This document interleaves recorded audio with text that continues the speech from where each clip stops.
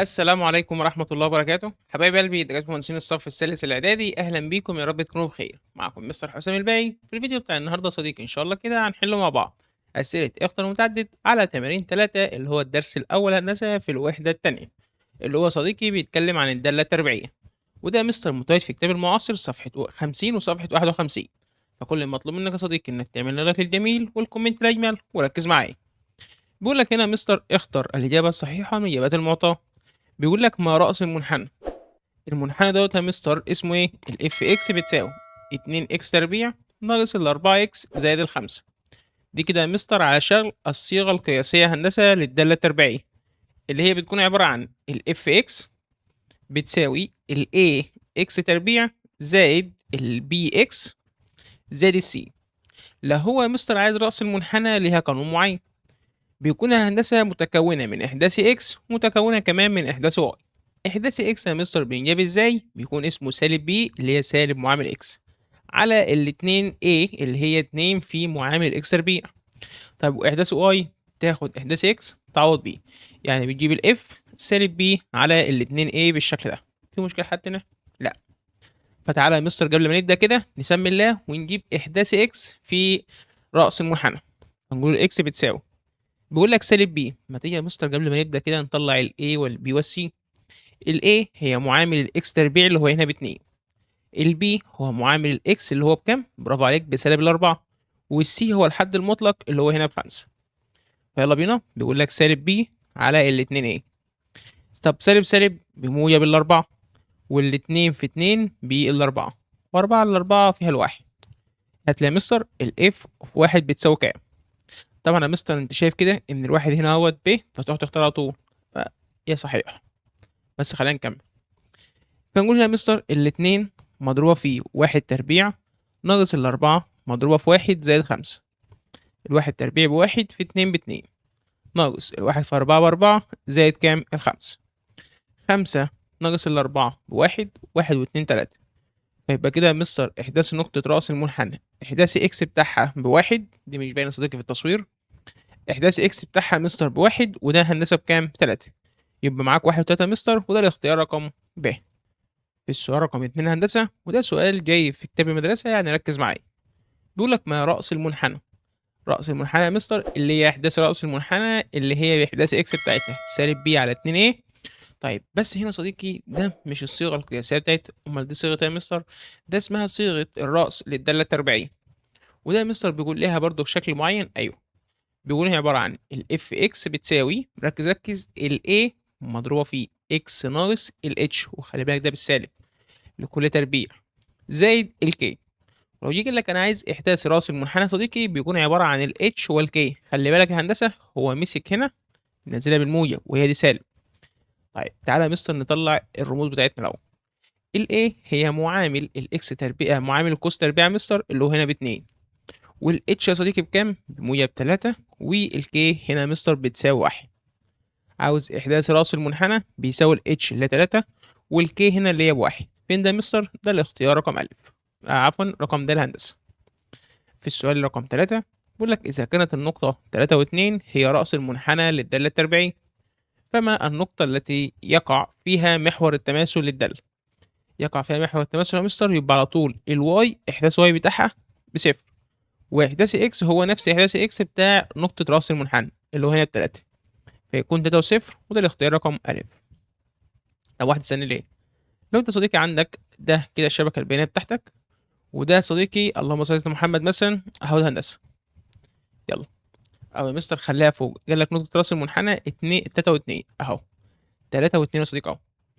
لو لك انا عايز محور تماثل محور التماثل هندسه بتاع معادله محور التماثل اهو، ده صديقي عندك كام؟ 3 نزل هنا 3، بيقطع محور الاكس في كام يا مستر؟ في 3 و0 اللي احنا لسه مختارينها. في السؤال رقم 4 بيقول لك النقطه التي يقع فيها محور التماثل اف، حيث ان الاف اكس بتساوي الاكس تربيع. المحور اللي يتقاطع مع كام هندسه؟ مع محور اكس يا مستر، يبقى تقول لي ان الواي بصفر، وعوض ان الواي بصفر. فنقول الاكس تربيع بتساوي صفر، ونستنتج منها ان الاكس بتساوي صفر. يبقى هنا مستر عبارة عن الصفر وصفر، الواي بصفر والاكس اصلا طلعنا بصفر، يبقى ده صفر وصفر بالشكل ده. في السؤال رقم 5 إذا كانت الإف إكس بتساوي الإكس ناقص الاتنين لكل تربيع، وده على صيغة الرأس للدالة التربيعية، فما نقطة التقاطع مع محور التماثل اللي هو اسمه إف للدالة إف هندسة مع محور إكس. طيب هنا يا مستر عشان تجيب معادلة محور التماثل الهندسة فأنت محتاج تجيب نقطة رأس المنحنى. طيب هنا يا صديقي ال A الأول بكام؟ برافو عليك اللي هي بواحد، وال H هنا باتنين، والK بكام يا صديقي؟ بصفر. لو يجي قال لك أنا عاوز نقطة رأس المنحنى، وركز في الكلام، نقطة رأس المنحنى يا صديقي اللي هي عبارة عن كام؟ H و K، يعني 2 و0. هو مش عايز كام يا مستر؟ أمال هو عايز إيه؟ عايز معادلة خط التماثل أو نقطة محور التماثل الهندسة أهوت، نقطة محور التماثل.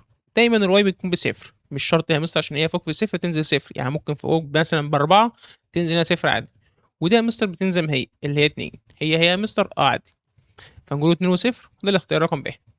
أو ممكن تروح تعوض يا صديقي عن الإكس بكام؟ الإكس بصفر. السؤال رقم 6 ده سؤال كمان جاي في كتاب المدرسة. بيقول لك مع نقطة التقاطع المنحنى ده هو يا مستر اللي هو اسمه إكس تربيع ناقص 3 إكس ناقص الخمسة مع محور واي، يبقى تشيل إكس وتحط مكانها صفر. يعني النقطة بتاعتك هتطلع صفر ورقم ما تعرفوش. تعال نجيب يا مستر الإف أوف صفر بتساوي كام؟ هنا هنقوله صفر تربيع ناقص التلاتة مضروبة في صفر ناقص الخمسة. صفر تربيع بصفر ناقص التلاتة في صفر بصفر ناقص الخمسة، تطلع يا مستر معاك بسالب خمسة. طيب فين ده يا مستر؟ ده الاختيار رقم كام؟ رقم ألف. في السؤال اللي بعد كده بيقول لك ما القيمة الصغرى للدالة اللي اسمها اف، حيث أن الاف اكس بتساوي الاكس تربيع ناقص 6 اكس زائد ال 14. عشان تجيب القيمة الصغرى يا مستر اللي هو مسقط واي في نقطة رأس المنحنى، فاحنا دلوقتي محتاجين نقطة رأس المنحنى. طب وده يا مستر هنجيبوها ازاي؟ تعال نجيبه إحداثي اكس فيه، وده صديقي عبارة عن سالب بي على الاتنين ايه. يلا بينا. البي هي معامل الاكس اللي هي هنا يا مستر بسالب 6، يبقى نقوله سالب 6. واحدة واحدة معاك اهو. على الاتنين الايه يا مستر اللي هي معامل الاكس تربيع اللي هو بواحد. طيب السالب في سالب بموجب، تبقى دي موجب 6، والواحد في 2 ب2. 6 على الاتنين فالتلاتة، يبقى دي كده يا مستر المسقط بتاع اكس. روح عوض لي بقى في المعادلة، فنجيب الاكس الاف اوف 3 بتساوي كام؟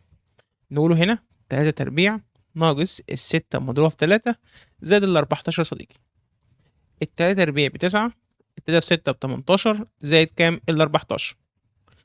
9 ناقص ال 18 بسالب 9. سالب 9 زائد كام يا هندسة؟ زائد ال 14. 14 ناقص 9 يعني ب5. فنقدر نقول يا صديقي إن النقطة بتاعتك نقطة رأس المنحنى بتكون 3 و5. هنا يا صديقي المعامل بتاع الإكس تربيع بالموجب، فنقول يا مستر إن ال A هنا أكبر من الصفر، يبقى ده هندسة عبارة عن قيمة صغرى عند الكام؟ برافو عليك ال5. أو ممكن تقول 5 على طول هندسة بدون الكلام ده، بس أنا برضو حبيت إيه نوضح لك بعض الجزئيات. في السؤال رقم 8 بيقول لك ما القيمة العظمى للدالة؟ طيب هنا يا مستر برضو كان يحتاج نجيب نقطة رأس المنحنى أو نجيب إحداث واي. فتعال نجيب أول حاجة إحداث إكس اللي هي بتساوي سالب بي على الاتنين إيه. طيب أدي السالب، البي هنا يا مستر بالأربعة، هنكتب هنا يا مستر سالب الأربعة على 2 في الإيه يا مستر اللي هي معامل الإكس تربيع اللي هو هنا بسالب 2. في البسط ينزل زي ما هو سالب الأربعة، و2 في سالب 2 بسالب الأربعة. البسط هو المقام بيساوي 1، أو دي بتروح مع دي هندسة أيا كان. روح عوض لي بيها، فنجيب الإف في 1 بتساوي كام؟ فنقول هنا سالب الاتنين 1 تربيع زائد الأربعة مضروبة في 1 زائد كام؟ التلاتة. الواحد تربيع بواحد في سالب 2 تبقى بسالب 2. الواحد في الأربعة بأربعة زائد كام؟ التلاتة. 4 وتلاتة 7 ناقص الاتنين بكام؟ ب5. فممكن نقول إن القيمة العظمى بتاعته يا مستر هي موجب ال5 بالشكل ده. طب لو عايز نقطة رأس المنحنى يا صديقي برافو عليك هي 1 و5. وطبعا عشان ال A هنا أقل من الصفر فنقول ده يا مستر إن هي عبارة عن قيمة عظمى للدالة هندسة عند الكام؟ عند الخمسة.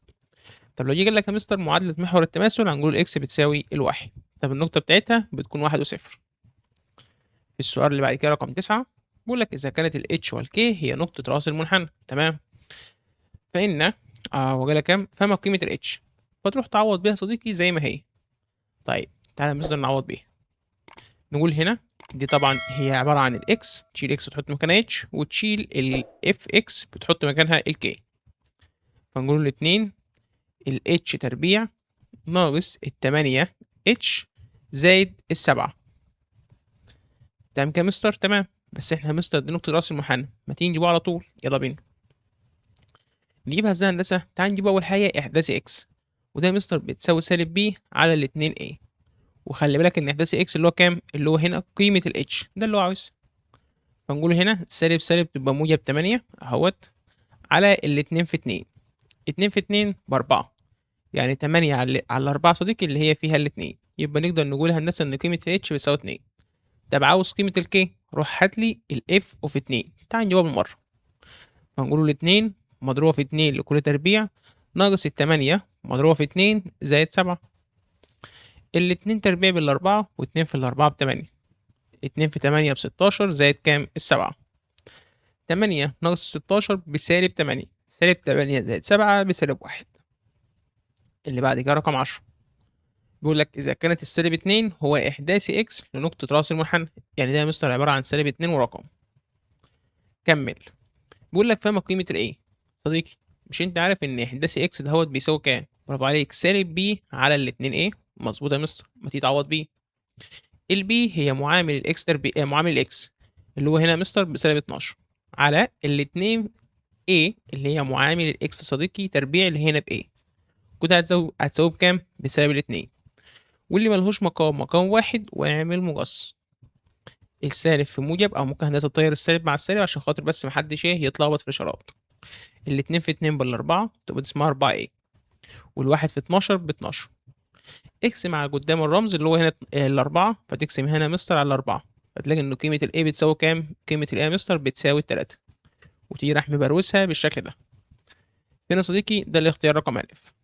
في السؤال رقم 11 بيقول لك إذا كانت الدالة f حيث أن ال fx بتساوي ال a زائد الأربعة x أس 3 زائد ال x تربيع ناقص ال 5x زائد 6.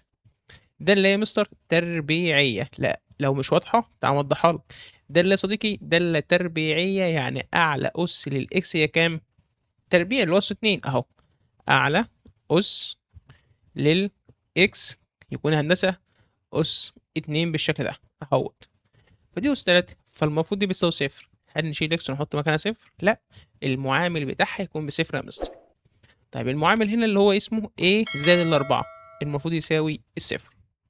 ده موجب الأربعة وده بعكس إشارة، فتلاقي إن ال A ده صديقي بتساوي سالب الأربعة، وده الاختيار رقم ألف. سؤال سهل وبسيط. في السؤال رقم 12 بيقول لك إذا كان منحنى الدالة ده هندسة اللي هو اسمه fx بتساوي x تربيع زائد c يمر بالنقطة. طالما يمر بالنقطة يا مستر فيحقق المعادلة. دي هندسة هي قيمة x، وده يا صديقي هي قيمة ال f of x. ال f of x هنا يا مستر بتساوي الاتنين، والx هنا بتساوي صفر، يبقى صفر تربيع زائد السي. الصفر تربيع بصفر خلاص، وسي زائد صفر بيساوي سي. يبقى كده يا مستر نقدر نقول إن السي بتساوي الاتنين، وده هندسة الاختيار رقم د. في السؤال اللي بعد كده رقم 13 يقول لك إذا كانت السالب 2 وإم تنتمي للمنحنى اللي هو اسمه إكس تربيع زائد الواحد، فما قيمة إيه؟ طالما يا مستر تنتمي أو تقع على المنحنى فالمفروض صديقي إن هي تحقق المعادلة. دي هندسة هي قيمة إكس، وده صديقي هي قيمة ال f of x. فنقولها إن الإم بتساوي، نشيل الإكس ونحط مكانها سالب 2، فنقوله سالب 2 تربيع زائد الواحد. السالب 2 تربيع يا مستر برافو عليك بموجب الأربعة، لأن ده سالب والأس زوجي فبالسالب بيطير. 2 تربيع بأربعة زائد واحد اللي هي هنا بتساوي 5، وده صديقي الاختيار رقم د. في السؤال اللي بعد كده رقم 14 إذا كانت النقطة صفر وواحد تقع على المنحنى فالمفروض يا مستر إن هي تحقق المعادلة. فدي هندسة هي قيمة الإكس، عفوا ده صديقي هي قيمة الإكس، وده صديقي هي قيمة ال f of x. تعال نشيل كل إكس ونحط مكانها صفر، هنقول هنا ال A مضروبة في صفر ناقص الواحد لكل تربيع زائد التلاتة بتساوي ال f of x هنا بتساوي كام؟ الواحد. وودي ده يا مستر بعكس إشارة، وطبعا صفر ناقص واحد بسالب واحد تربيعها بواحد. الواحد في إيه بإيه؟ بتساوي واحد ناقص تلاتة اللي هي بكام؟ بسالب اتنين. يبقى نقدر نقول يا مستر إن ال A بسالب اتنين، وده الاختيار الأخير. في السؤال اللي بعد كده بيقول لك ما المنحنى الذي يمثل الدالة اللي هو بيقول لك إن ال fx بتساوي x تربيع عفوا x ناقص واحد لكل تربيع أول حاجة يا صديقي لازم تبقى أنت عارف معايا إن ده كده صيغة رأس الدالة التربيعية، وده يا مستر بيكون عبارة عن fx بتساوي كام؟ برافو عليك ال a x ناقص ال h لكل تربيع زائد ال k. هنا يا مستر عشان تعرف الدالة ديت سواء كانت مفتوحة لأعلى مفتوحة لأسفل أو قيمة عظمى وصغرى، ال a ده يا مستر اللي هي معامل القوس تربيع اللي هو بواحد، موجب واحد يا صديقي اللي هو يكون أكبر من الصفر، ولما تكون ال a أكبر من الصفر تبقى قيمة صغرى، وطالما هنا يا مستر قيمة صغرى يبقى منحنى مفتوح لفين؟ منحنى هندسة مفتوح لأعلى يبقى قيمة صغرى بالشكل ده. ده كده مرفوض، يبقى ممكن نشك يا مستر في رقم ج أو رقم ب، ده طبعا ده معادلة خط مستقيم ملهاش علاقة بيه. طيب نعرفها من هنا يا مستر الباقي، ركز معايا. نقطة رأس المنحنى يا صديقي اللي هي عبارة عن اتش وكي. الاتش هنا يا مستر بواحد، والكي يا مستر مش موجود تكون بصفر، ففين يا مستر واحد وصفر لقيت الاختيار رقم ب تروح تختاره. نتمنى تكون واضحة. في السؤال اللي بعد كده رقم 16 بيقول لك ما المنحنى الذي يمثل الدالة التربيعية دي هندسة؟ أول حاجة يا مستر ال A هنا اللي هي معامل x تربيع بالموجب، يبقى هنا يا مستر ال A أكبر من الصفر، يبقى ده هندسة قيمة صغرى، وطالما هي قيمة صغرى يا صديقي تبقى المنحنى مفتوح لأعلى، دي مرفوضة مرفوضة، يا إما رقم ب يا إما رقم أ. بعدها يا مستر عايزين نقطة رأس المنحنى، هات لي هندسة إحداث x بتاعها، ده يا مستر بتساوي سالب b على الاتنين a، سالب سالب تبقى موجب اتنين على الاتنين في واحد باتنين، تبقى دي كده يا مستر بواحد، يبقى إحداث x بتاعها بواحد. ممكن يا مستر تقول هنا إن إحداث x بواحد أهوت فتروح تختار رقم أ على طول، صح؟ ما عندكش غلط، خلي بالك إن أسئلة اختر بدع براحتك. وعشان تجيب يا مستر إحداث الواي وتروح تتأكد منها تروح تعوض عن الإكس ده يا مستر بواحد في المعادلة الأساسية، فنقول هنا الواحد تربيع ناقص الاتنين مضروبة في واحد ناقص تلاتة، الواحد تربيع بواحد، الاتنين في واحد باتنين ناقص تلاتة، واحد ناقص اتنين بسالب واحد، سالب اتنين سالب تلاتة يبقى سالب الأربعة، يبقى ده يا مستر واحد وعكسها سالب الأربعة، يبقى دي صح. لونها يا صديقي بالشكل دوت وأنت مطمن. طيب في السؤال رقم 17 بيقول لك في إذا كان المنحنى المقابل يمثل الدالة التربيعية، هي القاعدة أنهي واحدة أ ولا ب ولا ج ولا د؟ هو يا مستر أعطيك هنا إيه؟ أعطيك نقطة رأس المنحنى. طيب قدامك يا صديقي طريقتين مالهمش تالت. أول طريقة يا صديقي إنك تروح تاخد المعادلة ديت أو النقطة ديت اللي هي 2 و4 تعوض بيها في كل الحاجات ديت، وده طبعا يا مستر هتاخد وقت منك. الطريقة التانية إن أنا ملاحظ يا مستر إن كل المعادلات بتاعتك أو كل القاعدة بتاعتك دي كده على طريقة رأس الدالة هندسة، رأس ده الدالة التربيعية، فالسهل بتاعت النقطة بتاعتها سهلة. خليني نفكرك بالدالة نفسها اللي هو بيقول لك عبارة عن اف اكس بتساوي ال a x ناقص ال h لكل تربيع زائد ال k. نقطة رأس المنحنى برافو عليك يا صديقي ال h وال k بالشكل ده، دي بالموجب يا مستر تنزل بسالب يبقى سالب اتنين، وال k هنا بكام؟ بالأربعة. هل هي؟ لأ مرفوضة. طب شوف رقم ب، هنا يا مستر تكون سالب الأربعة، ما احنا هنضرب في سالب، سالب الأربعة وموجب اتنين، هل هي؟ لأ مرفوضة. طب ديت برافو عليك يا مستر الاتنين وموجب الأربعة، هل هي يا مستر؟ أيوه، تروح تختارها بالشكل ده. طيب اللي بعد كده رقم 18 بيقول لك هنا يا صديقي في الشكل المقابل يمثل منحنى الدالة التربيعية f، وأعطيك نقطة ال A ده يا مستر بتساوي صفر وسالب الأربعة، يبقى ال A بتبعد عن نقطة الأصل عبارة عن 4 وحدات في اتجاه السالب، وال O ده يا مستر نقطة الصفر ده عبارة عن صفر وصفر. بيقول لك فما نقطة تقاطع محور تماثل الدالة مع محور x. محور التماثل اللي هو ده اللي هو بيكون في المنتصف، طب ده 4 اقسمها نصين تبقى دي 2 وده 2، فالمفروض ده هندسة 2 بس باتجاه السالب يعني سالب، ولو هو عايز النقطة مستر فهنقول له هنا سالب 2 في إحداث إكس والواي طبعا بيكون صفر. فين ده هندسة؟ سالب 2 وصفر، ده اختار رقم كام؟ رقم جي. في السؤال رقم 19 بيقول لك ما نقطة تقاطع المنحنى ده يا مستر مع محور إكس. والله صديق التقاطع مع محور إكس تروح تشيل الواي وتحط مكانها صفر، فنقول هنا إن الإكس تربيع ناقص الأربعة إكس زائد الأربعة مستر بتساوي صفر. ممكن تروح تحلها بالآلة الحاسبة أو ممكن تحلها عادية لأن هو أصلا سؤال سهل. ده مستر عبارة عن قوسين بالشكل دهوت بتساوي صفر. هنا مستر الإكس تربيع ده عبارة عن إكس في إكس، الأربعة الاتنين في اتنين، ده موجب الاتنين مثل الأوسط يبقى سالب سالب. تمام؟ تمام. ممكن كان مستر عبارة عن إكس ناقص الاتنين لكل تربيع، عادي برضو هندسة. فمنها هنستنتج هندسة إن الإكس ناقص الاتنين بتساوي صفر، ودي الاتنين بعكس إشارة فتلاقي إن الإكس يا مستر بتساوي الاتنين والسؤال دي خلاص. طب فين ده يا مستر؟ مش موجودة. إحداثي إكس بكام؟ باتنين، يبقى دي اتنين برافو عليك صفر، إحنا لسه معوضين يا مستر عن الإف إكس بصفر. اتنين وصفر ده الاختيار رقم كام؟ رقم ألف. كده يا هندسة هنكون خلصنا مع بعض حل تمارين 3 كامل هندسة من أوله لآخره الحمد لله. هو أي نعم متقسم 3 فيديوهات بس يعني إيه عشان ما يبقاش طويل بس يا هندسة. واحنا كده هندسة منتظرين كتاب المعاصر كمان ينزل لنا الجزء المتبقي أول ما ينزل تمارين 4 اللي هو الدرس التاني في الوحدة التانية هندسة هنحلوه على طول زي ما انتم شايفين كده هتيجي. فكل مطلوب منك اللايك الجميل، كومنت الأجمل، والشير يا صديقي اللي في كل مكان، ونشوفكم على خير في الفيديو الجاي. السلام عليكم.